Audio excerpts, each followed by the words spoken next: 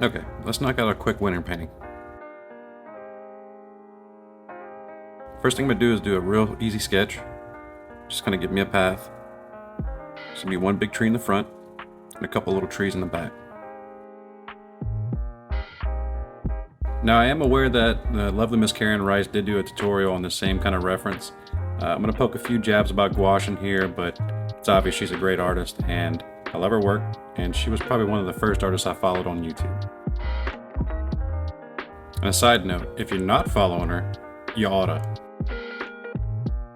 So instead of using gouache on the tree, I'm gonna go ahead and mask it out. This is a little less lazy way of doing it, and your whites will actually look more white. Doing the masking fluid trick with 2 drops of soap in the water. Save my brush.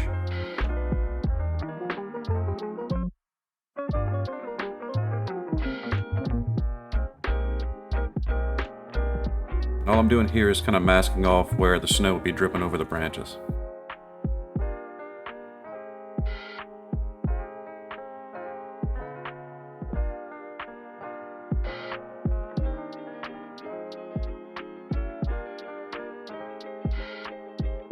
Now make sure you let your masking fluid totally dry.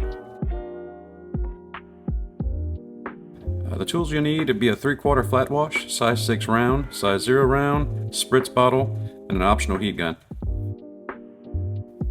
And the colors needed will be Payne's gray, olive green, permanent yellow, and burnt umber.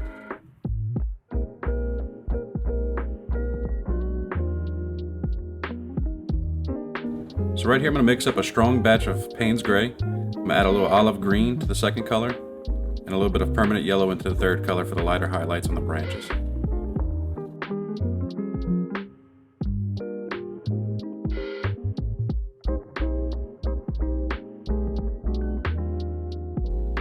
Now we're going to pre-wet our sky. Make sure you're not leaving. Wait a minute. You can put a piece of tape across your horizon. With our masking fluid situation, you might end up peeling some of that off, but we can fix that later on with more. And now you don't need to worry about going into your snow. Watering down some Payne's gray. Just gonna bring some sky colors in.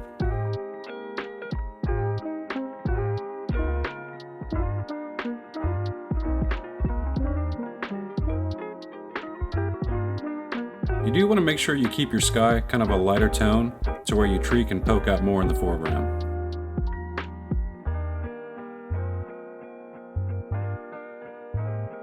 I'm going to use a heat gun here because I'm impatient as hell.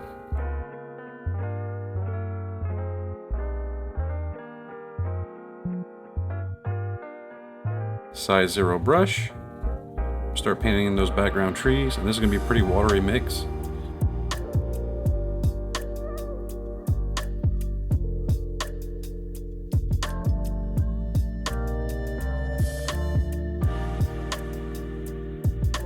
You don't want these to be too dark as they're going to come into the foreground.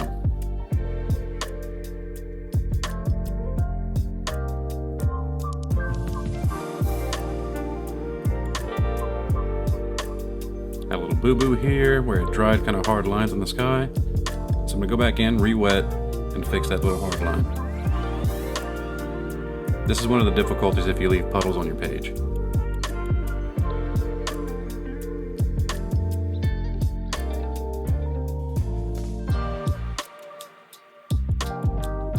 I was lucky to be able to fix this. Sometimes you can't.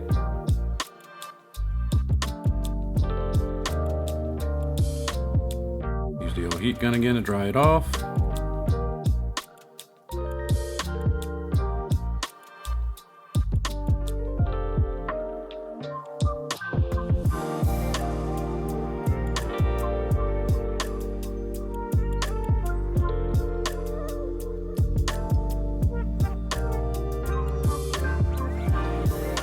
Right here, just kind of adding some darks in. It felt like those trees were a little bit too far in the background. Didn't want the perspective to be messed up.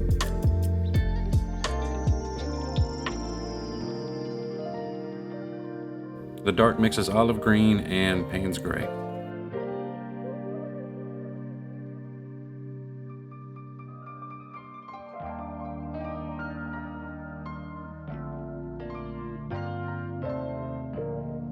spritz with a little water and it'll push it back a little bit more.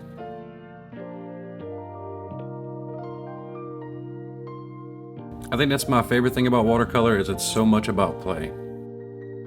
As you're painting, you're going to feel different things, and you can kind of fix them on the fly if you get into a bind. So if you notice you lost a little bit of your masking fluid from the tree, you can always add more. Right here I was kind of happy with the result from the tape.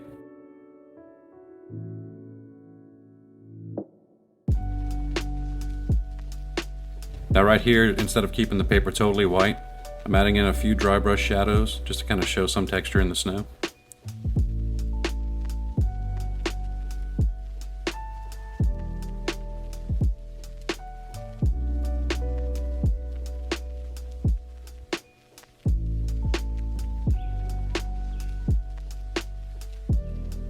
And this hard shadow here is for the tree.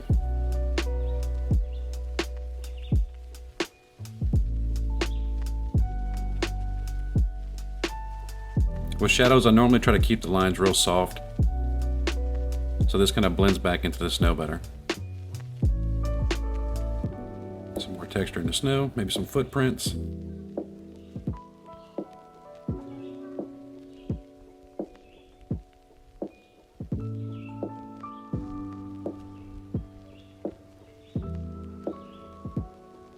Again, this is all by feel. If you're painting by reference, look at your reference. If you're painting by feel, make sure you're not overdoing the dry brush.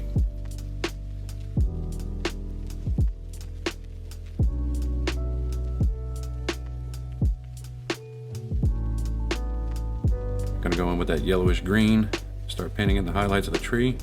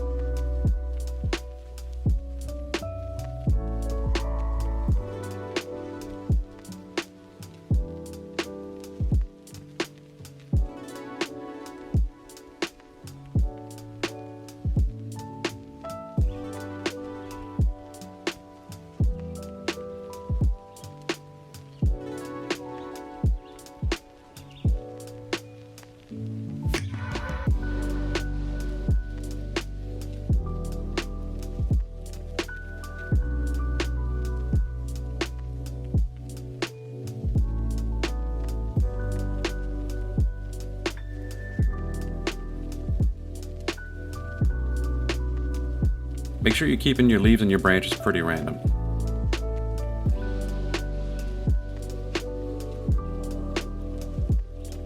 And if you can see here, you can see the masking fluid is hiding that white. And once we peel that off, it's going to really show like it's got snow on the top of it. You can add shadows to it.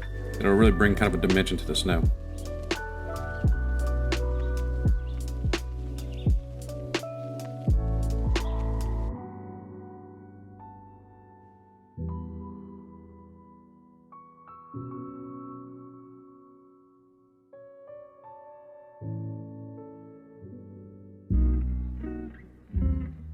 Going in now with a little bit darker green. That's that Payne's gray and olive. And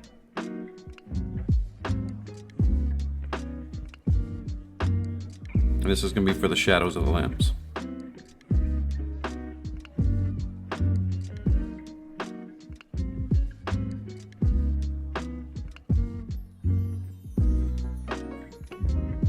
A good pre-planning step is to notice where your light's coming in from, and you'll be able to find your shadows a little bit easier. Right now I've got the light coming in from the top left of the page.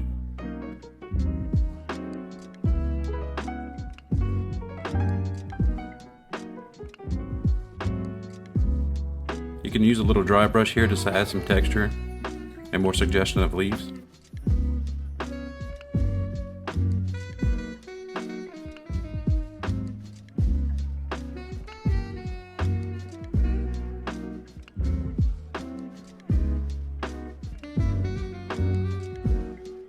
Now I'm going to paint in this little tree right next to it.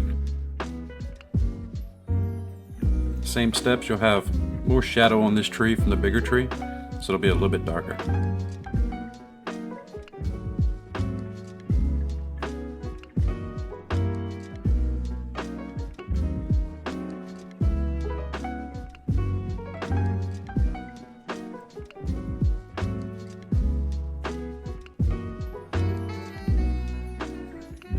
Making that shadow just a little bit more dramatic underneath the tree, softening up as I go.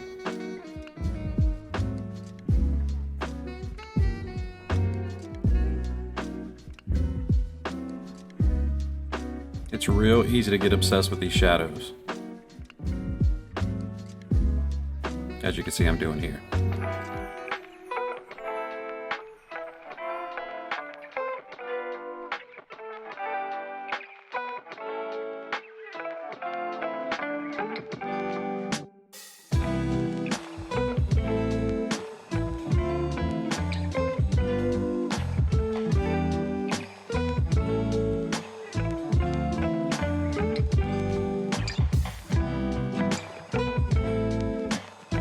Now when you remove the masking fluid, you can see how much of a dramatic effect it is having that true white of the paper rather than having a kind of grayish wash.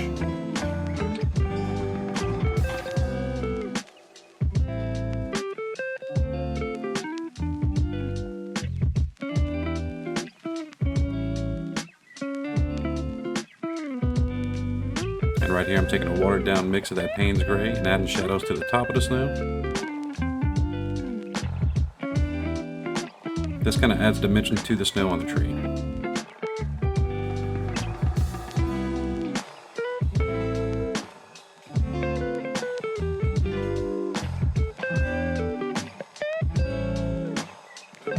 Right here, just kind of filling in the bottom of the tree.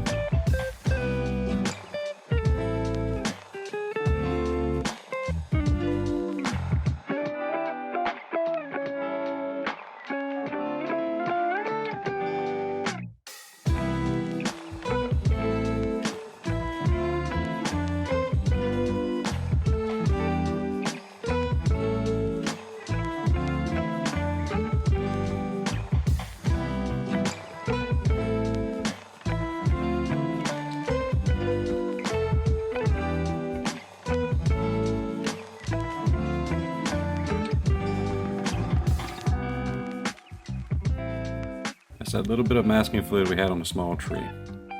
This is just adding a few more lights into it.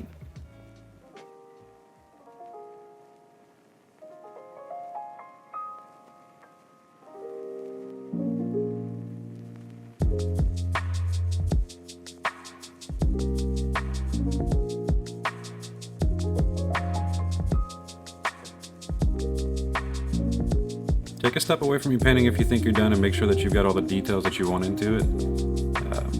Once I untape, normally I'm done with the painting, so try to do that beforehand.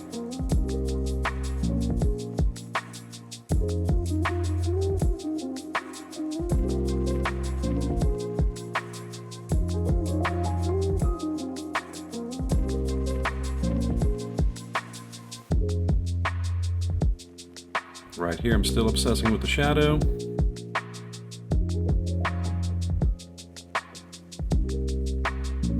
I really wanted to convey that curve that's coming down into the tree.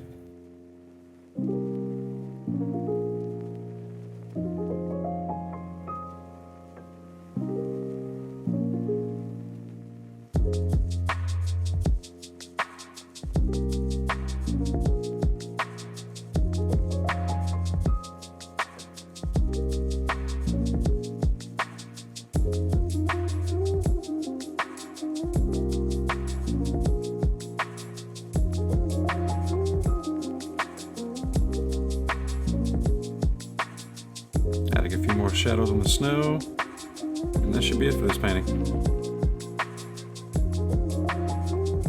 Make sure you hit that subscribe button so you can be in the know when it comes to new content. Thank you guys.